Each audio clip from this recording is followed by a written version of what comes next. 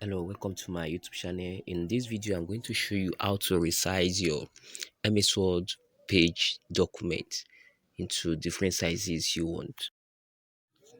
Alright, in order to do this, you open your page. After opening your page, you go to the menu and you click on layout. So when you click on layout, you go to the third tool. You will see choose page size. You select that and then you will see different page sizes from the list you are having there. So from the list we have letter, we have legal, we have tabloid, we have A4, we have A3, we have A5, we have statements, we have every other sizes there. And if you look at it, they have different sizes for each of these. So it now depends on the one you want.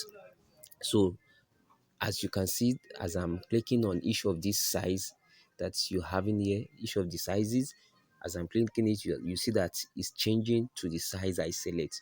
So it depends on the size you want to select, and the page will change to the size of the one you want. So let me select each of these, and you see that is changing according to the page size. Now you can see as I'm selecting each one after the other, you see the page is changing. Now selecting this, see the size.